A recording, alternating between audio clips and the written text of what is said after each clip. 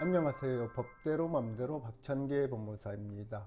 제 영상이 유익하시다면 구독을 꼭 눌러주세요.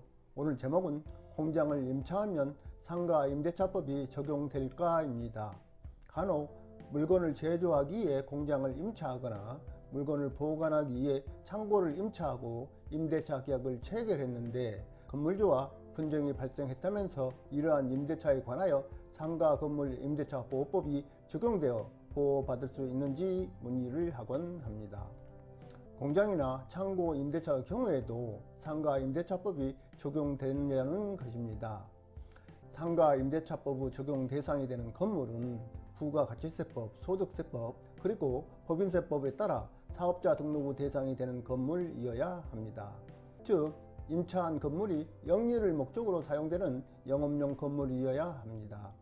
따라서 단순히 물품을 제조, 가공, 보관하는 공장이나 창고를 임차한 경우에는 이러한 임대차는 상가 임대차법이 적용되지 않는다는 것이 원칙입니다. 그렇다면 공장이나 창고를 임차하고 그곳을 사업장 소재지로 하여 사업자 등록을 하고 제조, 가공, 보관 업무를 하면서 그에 따른 물품 대금이나 수수료를 받았을 경우 상가 임대차법이 적용될 수 있는지 문제됩니다. 나 임차씨는 2020년 2월 5일 주 임대시와 주씨 소유 고양시 덕양구 통일로 150 우성 테크노밸리 205호를 보증금 2,500만원, 월 차임 200만원, 임대차 기간 2020년 4월 5일부터 2022년 4월 4일까지로 하는 임대차 계약을 체결하고 205호에 입주하였습니다. 후 나씨는 이곳을 사업장 소재지로 하여 영원금속이라는 상호로 개인 사업자 등록을 마쳤고 이곳에서 레이저와 의료기 제조를 하면서 신용카드나 계좌 이체 방식으로 고객으로부터 물품 대금을 지급받았습니다. 임대차 기간이 만료되기 2개월여 전인 2022년 2월 1일 나 임차씨는 주 임대씨에게 상가 임대차법이 정한 계약갱신을 요구하는 내용 증명을 보냈으나 주씨는 묵묵부답이었습니다.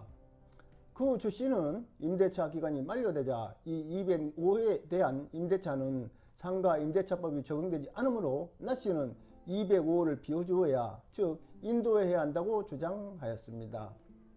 나씨가 이에 응하지 않자 주씨는 나씨를 상대로 건물 인도 청구해소를 제기했습니다.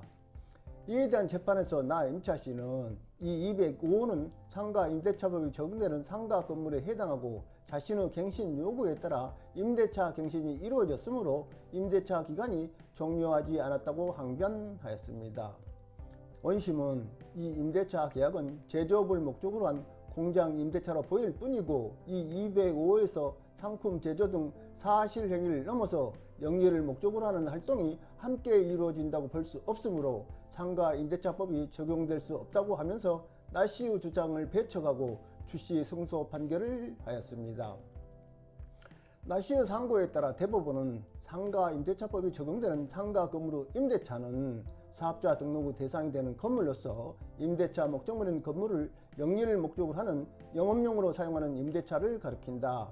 그리고 상가 임대차법이 적용되는 상가 건물에 해당하는지 여부는 공부상의 표시가 아닌 건물의 현황, 용도 등에 비추어 영업용으로 사용하느냐에 따라 실질적으로 판단해야 하고 단순히 상품의 보관, 제조, 가공 등 사실 행위만이 이루어지는 공장, 창고 등은 영업용으로 사용하는 경우라고 할 수 없으나 그곳에서 그러한 사실 행위와 더불어 영리를 목적으로 하는 활동이 함께 이루어진다면 상가 임대차법 적용 대상인 상가 건물에 해당한다.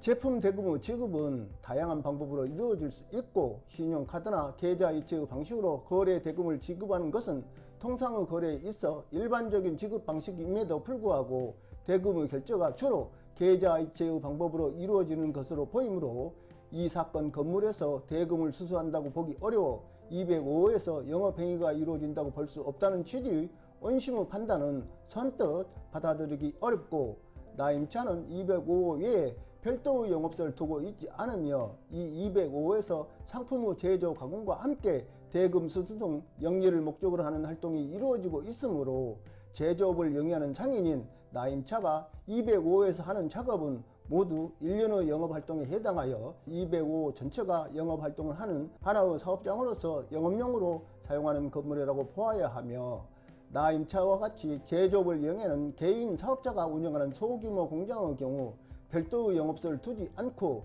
그 공장에서 상품의 제조, 가공과 영업 활동이 함께 이루어지는 경우가 통상적이므로 이 205호는 단순히 상품의 제조, 가공 등의 사실행위만이 아니라 그와 더불어 영리를 목적으로 하는 활동이 함께 이루어지는 장소로서 상가 임대차 법의 적용 대상인 상가 건물에 해당한다고 하면서 항소심 판결을 파기환송하였습니다. 주식산업센터나 공장 건물을 임차하여 제조업 등을 영위하는 사업자가 다른 곳에 사업자 등록 주소지를 두지 않고 그곳을 사업장 주소지로 등록하고 영업활동을 하는 경우에 발생하는 사례로 실무에서는 개인 사업자에게 주로 발생하는 문제라고 할 것입니다. 법인의 경우에는 법인 소재지를 다른 곳에 두는 경우가 많으므로 이러한 문제 발생은 흔하지 않고 이 경우 법인은 임차한 지식산업센터나 공장 건물에 전세권 설정 등기를 하기 때문에 상가임대차법 적용 여부는 문제되지 않는다고 할 것입니다. 결국 공장이나 창고 등을 임차함으로써 상가임대차법 적용 여부가 문제될 것을 우려한다면 임차인은 전세권 설정 등기를 특약상으로 한 임대차 계약을 체결하고 전세권 설정 등기를 맞춰두는 것이 바람직하다고 할 것입니다. 임대인으로서는 공장이나 창고 등을 임대 시 임대한 곳을 사업장 주소지로 하는 사업자 등록을 하지 않도록 하는 특약이 필요하지 않나 싶습니다. 오늘은 여기까지입니다. 감사합니다.